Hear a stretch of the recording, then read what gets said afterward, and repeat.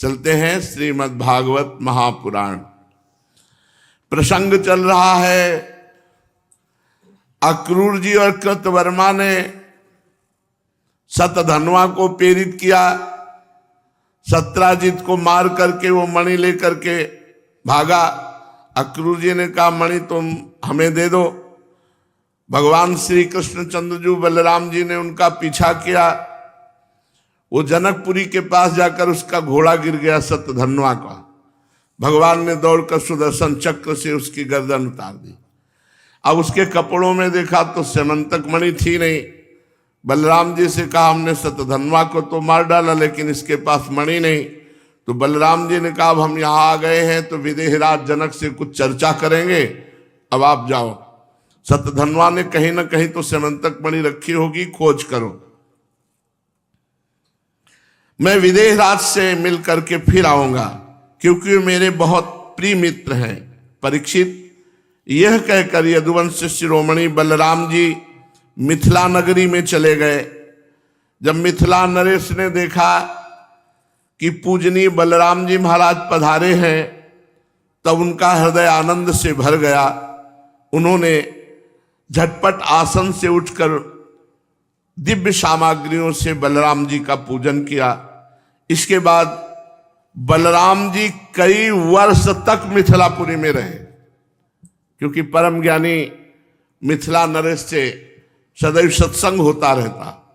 महात्मा जनक ने बड़े प्रेम और सम्मान से बलराम जी को रखा। कई वर्ष तक बलराम जी मिथिला में रहे। बहुत समय के बाद धृतराष्ट्र के पुत्र दुर्योधन ने बलराम जी से गदा युद्ध की शिक्षा ग्रहण करने के लिए उनको गुरु रूप में वरण किया। अब अपनी प्रिया सत्यभामा का प्रिय कार्य करके शतधन्वा को मार करके भगवान श्री कृष्ण द्वारिकापुरी लौट आए और समाचार सुना दिया कि शतधन्वा मारा गया, लेकिन स्यमंतक मणि उसके पास नहीं मिली। इसके बाद सत्राजित की अंत्येष्टि क्रिया करवाई। अंत्येष्टि क्रिया करने से जो प्राणी शरीर छोड़कर जाता है उसकी उन्नति होती है, करना चाहिए सबको। जैसे अब आजकल शार्ट कट हर जगह होने लगा, नहीं 13 दिन तक कर्मकांड होते हैं। मुंडन करा करके एक आदमी पवित्र रहता है 13 दिन परिवार का, और वो सब रोज पिंडदान और आराधना आदि करता रहता। गरुड़ पुराण होते थे, अब तो सब चटपट एकदम। इससे प्राणी की उन्नति होती। जैसे किसी के घर में कोई पधारा, आप 13 दिन तक अनुष्ठान कीजिए।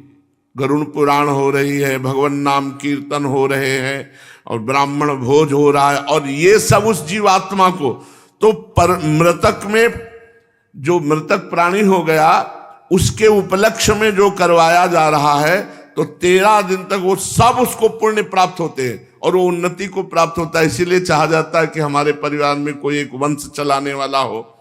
जब हमारा शरीर छूटे तो अनुष्ठान, कम से कम हमसे नहीं बन पाया तो अनुष्ठान करवा के हमारी सदगति करवा दे, श्रीमद् भागवत करवा दे, संत से भंडारा करवा दे, और अन्य ब्राह्मणों का भोज करवा, ये सब किया जाता है उत्सव। भगवान ने वो सब किया। अक्रूर और कृतवर्मा ने शतधन्वा को सत्राजित के वध के लिए उत्तेजित किया था। जब सुना कि शतधन्वा मारा गया तो दोनों द्वारिका से भाग खड़े हुए।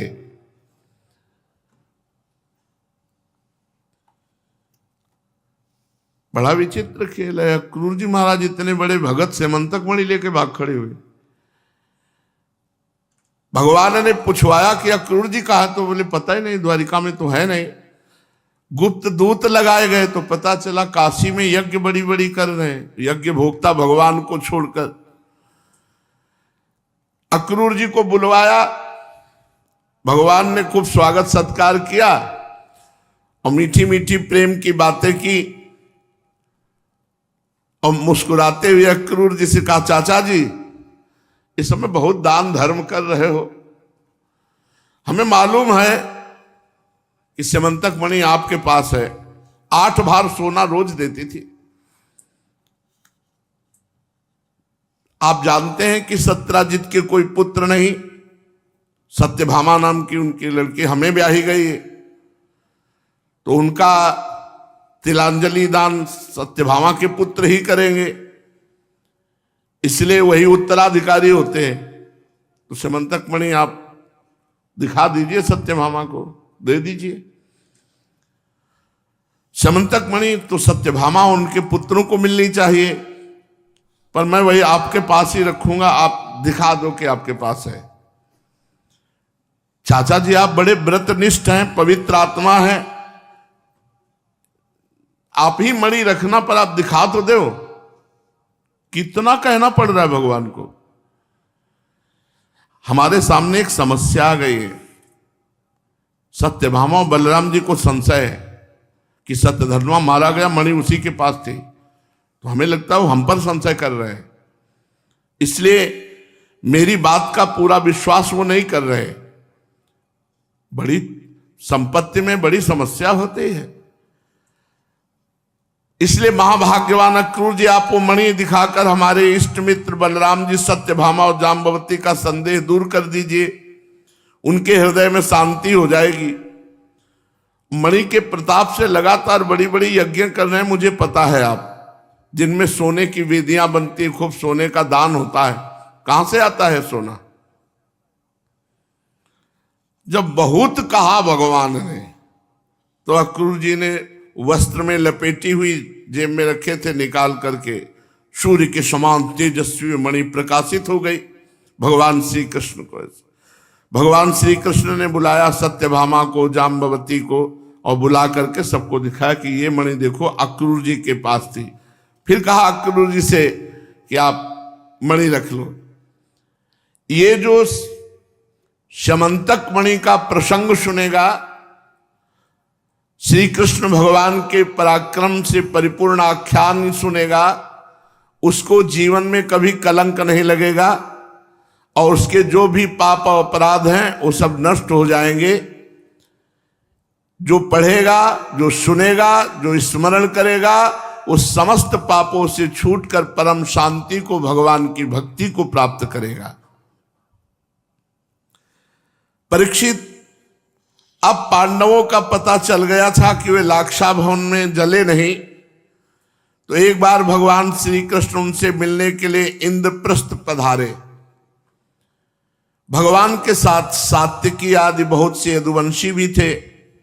जब वीर पांडवों ने देखा सर्वेश्वर भगवान श्री कृष्ण पधारे हैं, तो जैसे प्राण संचार होने पर सभी इंद्रियां सचेत हो जाती हैं, वैसे ही सब के सब पांडव एक साथ खड़े उठे और भगवान का स्वागत किया।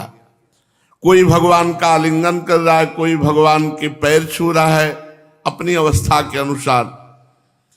भगवान की प्रेम भरी मुस्कुराहट से सुशोभित मुख सुषमा को देखकर पांडव आनंद मगन हो गए। भगवान श्री कृष्ण ने युधिष्ठिर और भीमसेन के चरण छुए, क्योंकि ये बड़े थे। अर्जुन को हृदय से लगाया। नकुल सहदेव ने भगवान के चरण छुए।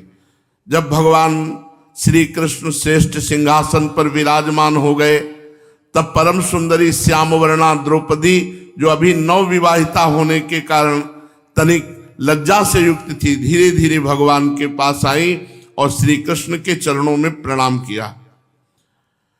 पांडवों ने भगवान श्री कृष्ण के समान ही वीर सात्यकी का भी स्वागत सत्कार अभिनंदन वंदन किया। आसन पर बैठ गए।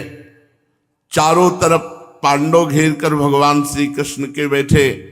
इसके बाद भगवान श्री कृष्ण की अपनी बुआ कुंती पधारी, तो कुंती जी के चरणों में भगवान ने प्रणाम किया। कुंती जी अत्यंत स्नेह वश अपने हृदय से लगा लिया और नेत्रों के आंसुओं से भगवान का अभिषेक किया। कुंती जी ने श्री कृष्ण से अपने भाई बंधुओं का कुशल क्षेम पूछा। भगवान ने भी उनका यथोचित उत्तर देकर उनकी पुत्र वधू द्रौपदी और स्वयं उनका कुशल मंगल पूछा।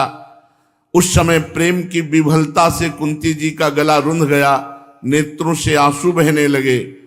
भगवान के पूछने पर उन्हें अपने पहले के क्लेश पर क्लेश याद आने लगे और बहुत संभाल कर जिनका दर्शन समस्त क्लेशों का अंत करने के लिए हुआ, उन भगवान श्री कृष्ण से कहा। कुंती जी ने कहा, श्री कृष्ण, जिस समय तुमने हम लोगों को अपना कुटुंबी संबंधी समझकर स्मरण किया, तभी से हमारा कुशल मंगल हो गया। जब से अक्रूर जी को भेजा, उसी समय से हम अनाथ सनाथ हो गए। मैं जानती हूं कि तुम संपूर्ण जगत के परम हितैषी सुहृद और आत्मा हो। ये अपना है और ये पराया है, इस प्रकार की भ्रांति हे श्री कृष्ण तुम्हारे अंदर नहीं है। ऐसा होने पर भी हे श्री कृष्ण, जो सदा तुम्हें स्मरण करते हैं, उनके हृदय में आकर तुम बैठ जाते हो और उनकी क्लेश परंपरा को सदा के लिए मिटा देते हो। युधिष्ठिर जी ने कहा, हे सर्वेश्वर श्री कृष्ण, हमें इस बात का पता नहीं कि हमने अपने पूर्व जन्म में या इस जन्म में कौन सा तपस्या साधन किया, क्योंकि आपका दर्शन तो बड़े बड़े योगेश्वर भी बड़ी कठिनाई से प्राप्त कर पाते हैं और हम कुबुद्धियों को घर बैठे आपका दर्शन हो रहा है। राजा युधिष्ठिर ने इस प्रकार भगवान की विनय की, खूब सम्मान किया और भगवान से कुछ दिन वहीं रहने की प्रार्थना की। भगवान श्री कृष्ण इंद्रप्रस्थ के नर नारियों को अपनी रूप माधुरी से नयनानंद का दान करते हुए 4 महीनों तक वहां सुखपूर्वक रहे। जब रह रहे थे तो उन्हीं दिनों में एक बार वीर शिरोमणि अर्जुन ने गांडीव धनुष और अक्षय बाण वाले 2 तरकस लिए और भगवान श्री कृष्ण के साथ कवच पहन करके रथ पर सवार हुए, जिस पर कपिध्वज वानर चिन्ह की ध्वजा लगी हुई है। विपक्षी वीरों का नाश करने वाले अर्जुन गहन वन में शिकार खेलने के लिए गए, जो बहुत ही हिंसक सिंह बाघ आदि भयंकर जानवरों से भरा हुआ था। उनमें से यज्ञ के योग्य जो पशु थे, उनको उन्होंने शिकार किए। अब वो प्यास लगने पर यमुना जी के किनारे गए और भगवान श्री कृष्ण अर्जुन दोनों यमुना जी में हाथ प्रक्षालन करके निर्मल जल पिया, और जब जल पीकर खड़े होकर वापस हुए तो देखा एक दूर में तपस्या कर रही थी एक कन्या। इतनी श्रेष्ठ सुंदरी थी वो कि मुख देखते ही भगवान श्री कृष्ण लुभायमान हो गए। अपने प्रिय मित्र श्री कृष्ण के भेजने पर अर्जुन ने जाकर पूछा, सुंदरी तुम कौन हो? यमुना के पावन तट पर किसके लिए तपस्या कर रहे हो? क्या चाहती हो? किसकी पुत्री हो? मैं ऐसा समझता हूं तुम्हारी तपस्या का उद्देश्य योग्य पति ही होगा। हे कल्याणी, तुम अपना सारा परिचय दो। तो उस कन्या ने कहा, मैं भगवान सूर्यदेव की पुत्री हूं। मैं सर्वश्रेष्ठ वरदानी भगवान श्री कृष्ण को पति के रूप में प्राप्त करना चाहती हूं, इसीलिए यहां कठोर तपस्या कर रही हूं। वीर अर्जुन, मैं लक्ष्मी के परम आश्रय भगवान को छोड़कर और किसी को अपना पति नहीं बना सकती। अनाथों के एकमात्र सहारे प्रेम वितरण करने वाले भगवान श्री कृष्ण मुझ पर प्रसन्न हो। मेरा नाम कालिंदी है, यमुना में मैं निवास करती हूं। भगवान का दर्शन होगा इसलिए मैं यहां तपस्या कर रही हूं। अर्जुन ने जाकर भगवान श्री कृष्ण से सारी बातें कही। वो तो पहले से ही सब कुछ जानते थे। अब उन्होंने कालिंदी जी को कहा कि तुम्हारी तपस्या पूर्ण हुई, आओ हमारे साथ रथ में बैठो, और फिर धर्मराज युधिष्ठिर के पास ले आए। इसके बाद पांडवों की प्रार्थना से और यमुना जी ये चतुर्थ पत्रानी हुई। सबसे पहले श्री रुक्मिणी जी, फिर जाम्बवती जी, फिर सत्यभामा जी, फिर कालिंदी जी, 4 भगवान की पटरानियां भी हुई। अब भगवान श्री कृष्ण पांडवों के रहने के लिए एक अत्यंत अद्भुत और विचित्र नगर विश्वकर्मा के द्वारा बनवा दिया। भगवान इस बार पांडवों को आनंद देने और उनका हित करने के लिए बहुत दिनों तक रहे। इसी बीच अग्निदेव को खांडव वन दिलाने के लिए अर्जुन के सारथी भी बने।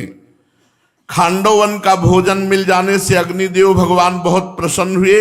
उन्होंने अर्जुन को गांडीव धनुष, 4 श्वेत घोड़े, 1 रथ, 2 अटूट बाणों वाला तरकस और एक ऐसा कवच दिया जिसे कोई अस्त्र शस्त्रधारी भेद न सके।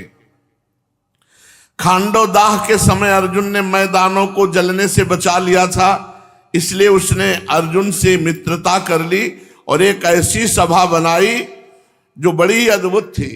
जहां जल भरा था वहां लग रहा था भूमि है, और जहां भूमि जैसा लग रहा था वहां जल भरा था। जब दुर्योधन इस सभा को देखने के लिए आया तो जहां भूमि जैसा दिखाई दे रहा था वहां जल है, और जहां जल जैसा दिखाई दे रहा वो भूमि है। तो दुर्योधन को लगा जल है, तो अपनी धोती समेटने लगा, तो सब हंस दिए। तो आगे पैर रखा तो भूमि, और वो जल जैसा दिखाई दे रहा था, और आगे भूमि जैसा दिखाई दे रहा था। धोती छोड़ी तो जल में वो गिर पड़ा। सब उपहास किए। जल में स्थल और स्थल में जल का भ्रम हो गया, और इसी हंसी का कुप्रभाव पड़ा। युधिष्ठिर महाराज ने कहा बहुत बुरा हुआ, ये बहुत अभिमानी दुर्योधन, इसका उपहास कर दिया गया, अभी अनिष्ट करेगा, अमंगल करेगा। कुछ दिनों के बाद भगवान वहां कुछ दिन तक रहे, फिर अर्जुन आदि से अनुमति लेकर सात्यकी के साथ द्वारिका लौट आए, और वहां आकर ठीक नक्षत्र ग्रह और ज्योतिष के अनुसार कालिंदी जी से विवाह किया, पाणी ग्रहण किया। उनके स्वजन संबंधियों को परम मंगल और परमानंद की प्राप्ति हुई। अब 5वीं पटरानी। उज्जैन देश के राजा थे विंद और अनुविंद। वे दुर्योधन के वशवर्ती, दुर्योधन के मित्र और अनुयायी थे। उनकी बहन का नाम था मित्रविंदा। ये 5वीं भगवान की अष्टपट रानियों में है मित्रविंदा जी। वहां स्वयंवर हो रहा था, और मित्रविंदा जी अंदर से चाहती थी कि भगवान श्री कृष्ण आवे और हमें अपनी पत्नी के रूप में स्वीकार करें। परंतु विंद और अनुविंद ये दुर्योधन के अनुयायी थे, भगवान से द्वेष करते थे। भगवान श्री कृष्ण राजाओं की भरी सभा में गए और बलपूर्वक मित्रविंदा को स्वीकार कर लिया। सारे राजा अपना मुंह देखते रह गए। मित्रविंदा जी भगवान की 5वीं पटरानी हुई। 6वीं, कौशल देश के राजा थे नग्नजित। वे अत्यंत धार्मिक थे। उनकी परम सुंदरी कन्या का नाम था सत्या। मित्रविंदा, सत्या, जिन्हें नग्नजिति भी कहा जाता है। नाग्नजिति। परीक्षित, वहां एक शर्त रखी गई थी। 7 दुर्दांत सांड थे, उनको नाथना था अकेले। जो नाथ लेगा 7 दुर्दांत सांडों को, बैलों को, उन्हीं के साथ नागनिजिति सत्या का विवाह होगा। बड़े बड़े राजकुमार बलवान आए, हाथ पैर तोड़वा के चले गए। बड़ी तीखी सींगें, और वो ऐसे बलवान थे कि 7 एक साथ, एक बैल गंध नहीं सह सकता था किसी मनुष्य की। जो ही नजदीक आवे तो मार के गिरा दे। कितने वीरों की दुर्दशा करके भेज दिया गया था। आए थे ब्याह करने में, लेकिन दुर्दशा होके लद के चले जाते थे। जब भगवान श्री कृष्ण के पास ये सूचना पहुंची तो भगवान सत्या को प्राप्त करने के लिए एक छोटी सी सेना ली और कौशलपुरी अयोध्या पहुंचे। कौशल नरेश महाराज नग्नजित ने बड़ी प्रसन्नता से भगवान की अगवानी की, आसन पूजन आदि बड़ा अभिनंदन किया। राजा नग्नजित की कन्या सत्या ने देखा कि मैं जिनको अपना पति बनाना चाहती थी वही रमा रमण भगवान यहाँ पधारे हैं। मन ही मन बहुत प्रसन्न हुई, विधाता को बहुत धन्यवाद दिया। मैंने व्रत नियम आदि जितने पालन किए उन सब का फल मेरे श्री कृष्ण पति हों। देखो पहले से साधना कर रहे, जो जो साधना कर रहे भगवान वहां, यमुना जी भी साधना कर रही थी। नागनजिती सत्या मन ही मन सोचने लगी, भगवती लक्ष्मी, ब्रह्मा, भगवान शंकर, बड़े बड़े लोकपाल जिनके चरण कमल का पराग अपने सिर पर धारण करना चाहते हैं और जिन प्रभु ने अपनी बनाई हुई मर्यादा का पालन करने के लिए ही समय समय पर अनेकों लीला अवतार ग्रहण किए, वे प्रभु मेरे किस धर्म, व्रत अथवा नियम से प्रसन्न होंगे? वे तो केवल अपनी कृपा से ही प्रसन्न हो सकते हैं। राजा अयोध्या नरेश नग्नजित ने भगवान श्री कृष्ण की अर्चा पूजा की और कहा, प्रभु मैं एक तुच्छ मनुष्य हूं, आप सर्वलोक महेश्वर स्वरूप भूत आनंद से परिपूर्ण है, भला मैं आपकी क्या सेवा करूं? भगवान श्री कृष्ण ने कहा, राजन, जो अपने धर्म में स्थित है, मैं इसी बात से केवल प्रसन्न हो जाता हूं। जो अपने धर्म में स्थित है, अपने कर्तव्य का पालन करता, अपने धर्म से चलता, मैं इसी बात से प्रसन्न हो जाता हूं। धर्मज्ञ विद्वानों ने उसके कर्म की निंदा की है जो अपने धर्म का त्याग कर देता है। मैं सौहार्द प्रेम के लिए आपसे आपकी कन्या का हाथ चाहता हूं, बोलो क्या करूं इसके लिए? देखो, सत्याजी तपस्या, भजन, व्रत, नियम कर रहे हैं भगवान के लिए, तो भगवान स्वयं मांग रहे हैं। राजा नग्नजित ने कहा, प्रभु आप समस्त गुणों के धाम है, एकमात्र आश्रय हैं, आपके वक्षस्थल पर भगवती लक्ष्मी जी निवास करती हैं, भला आपसे बढ़कर हमारी कन्या के लिए अभीष्ट वर कौन हो सकता है? परंतु मेरा एक प्रण है, कन्या के लिए कौन सा वर उपयुक्त है, इसका परीक्षण करने के लिए 7 बैल हैं जो आज तक किसी ने बस में नहीं किया, आपको नाथना होगा।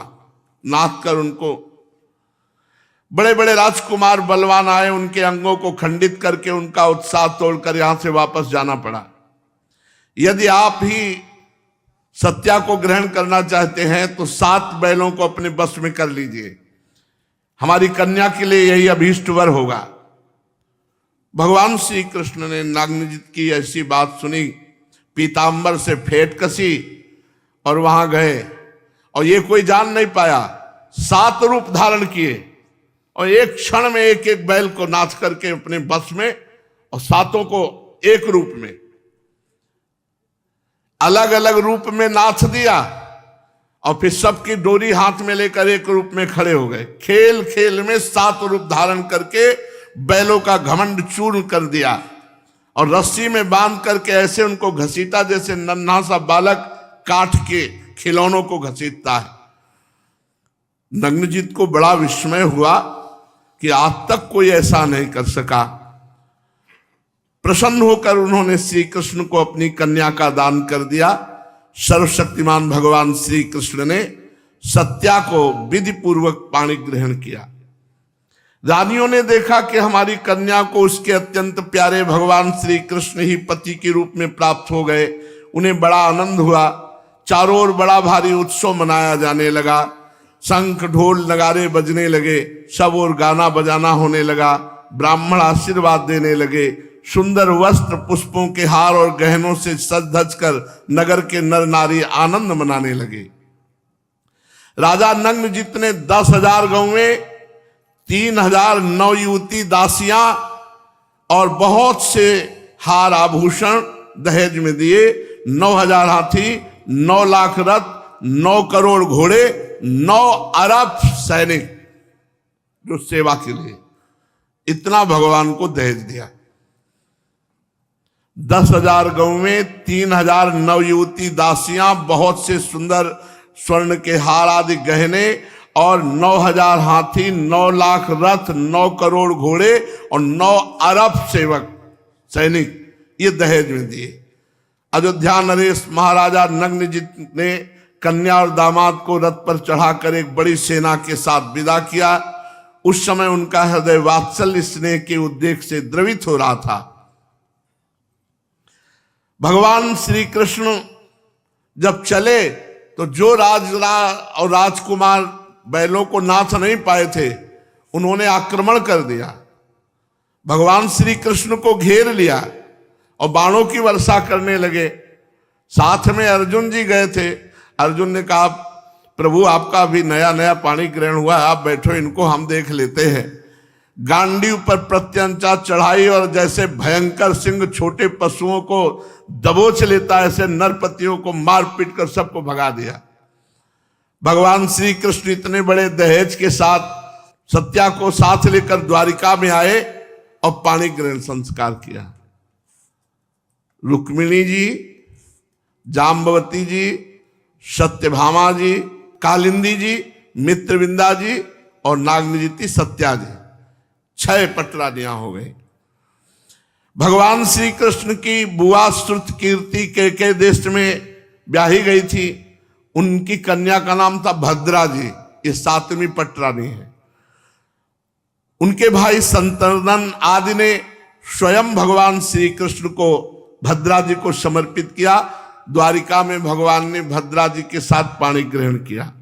फिर मध्य प्रदेश के राजा की एक कन्या थी लक्ष्मणा जी, ये अत्यंत सुलक्षणा थी। जैसे गरुड़ ने स्वर्ग से अमृत का हरण किया था, वैसे भगवान श्री कृष्ण ने स्वयंवर में अकेले ही हर लिया था। बड़ा कठिन स्वयंवर था जो लक्ष्मणा जी थी, बड़ा कठिन स्वयंवर था। जैसे द्रौपदी के स्वयंवर में था तो मछली को जल में देख करके मारना था। वो घूम रही थी लेकिन जल में देखकर मारना था। यहां जल में भी देखकर नहीं मारना था, केवल ऐसे निशाने पर लक्ष्य भेद जाए अनुमान से, इसलिए अनुमान से कोई कर ही नहीं पा रहा था। तो भगवान श्री कृष्ण जो वहां गए और लक्ष्मण, ये 8 पटरानियां भगवान की हुई। श्री रुक्मिणी जी, श्री जाम्बवती जी, श्री सत्यभामा जी, श्री कालिंदी जी, श्री मित्रविंदा जी और फिर सत्यानागिंजति और फिर भद्रा जी और फिर लक्ष्मणा जी, ये 8 पटरानियां भगवान द्वारिकाधीश की हुई। अभी ये पटरानियां हुई है, अभी रानियां हैं 16,108 8 पटरानियां, 16,100 रानियां महाराज द्वारिकाधीश की। अभी कम है। और क्या आप समझते हो? पीछे आपने भागवत में सुना था, एक राजा थे चित्रकेतु, जिनके 1 करोड़ रानियां थी। साल में 365 दिन होते, जिंदगी में वो किसी के 1 करोड़ रानियां, तो 1 करोड़ महल। अब राजाओं के ऐसे थोड़ी होती कि 1 करोड़ महल। अब 1 करोड़ महल में कब वो जाते होंगे, कब मिलते होंगे?